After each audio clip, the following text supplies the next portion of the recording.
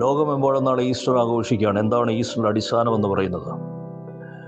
കഴിഞ്ഞ ദിവസം ദുഃഖവെള്ളി ഈ ലോകത്തിൽ ആഘോഷിച്ചു. ദുഃഖവെള്ളി എന്ന് പറയുന്നത് യേശുക്രിസ്തു ഈ ലോകത്തിൻ്റെ പാപത്തിൻ്റെ പരിഹാരത്തിന് വേണ്ടി യേശുക്രിസ്തു ക്രൂശിൽ മരിച്ചു. അതിനുശേഷം മൂന്നാം നാൾ ഉയർത്തെഴുന്നേൽക്കും എന്നുള്ള പ്രവചന സത്യത്തെ നിവർത്തിക്കുവാൻ വേണ്ടി മൂന്നാമത്തെ ദിവസമായ ഇന്നത്തെ ഞായറാഴ്ച യേശുക്രിസ്തു ഉയർത്തെഴുന്നേറ്റു എന്നതാണ് അതിൻ്റെ അടിസ്ഥാനം എന്ന് പറയുന്നത്.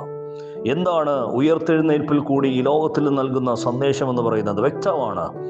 ഏത് മനുഷ്യൻ്റെയും പാപം എത്രയും കഠോരമായ പാപമായിരുന്നാലും, എത്ര വലിയ കുറ്റവാളിയായിരുന്നാലും, ഈ മനുഷ്യൻ്റെ പാപത്തിനൊരു പരിഹാരമുണ്ടെന്ന് ഈ ലോകത്തിലേക്ക് വലിയൊരു സന്ദേശം അയക്കുകയാണ് ക്രിസ്തുവിൽ കൂടി.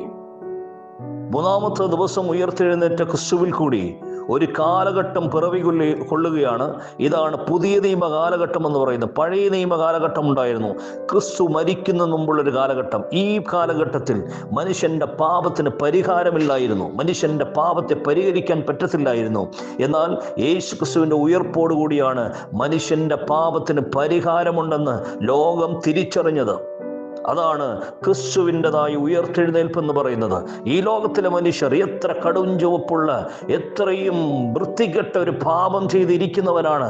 എൻ്റെ പാപത്തിന് പരിഹാരമില്ല, എനിക്ക് സമാധാനമില്ല എന്ന് അലഞ്ഞു തിരിഞ്ഞ് നടക്കുന്ന വ്യക്തികൾ ആരെങ്കിലും ഇത് കേൾക്കുന്നുണ്ടെങ്കിൽ ഒറ്റ വാക്ക് മതി: ക്രിസ്തുവിൻ്റെ അടിപ്പിണരാൽ എനിക്ക് സൗഖ്യം വന്നിരിക്കുന്നു, ക്രിസ്തുവിൻ്റെ ക്രൂശിമരണത്താൽ എൻ്റെ പാപത്തിന് പരിഹാരം ലഭിച്ചിരിക്കുന്നു എന്ന് മനസ്സിലൊന്ന് ചിന്തിക്കുകയും ഉരുവിടുകയും ചെയ്താൽ നിന്റെ ജീവിതത്തിൽ വലിയൊരു മാറ്റം സംഭവിക്കും. ഇതിനു വേണ്ടി മാത്രമാണ് ഈ ലോകത്തിലെ 800 കോടി ജനങ്ങളുണ്ട്. 800 കോടി ജനങ്ങൾക്കും ഒരു പരിഹാരം എന്ന രീതിയിലാണ് ക്രിസ്തു ക്രൂശിൽ മരിച്ചത്.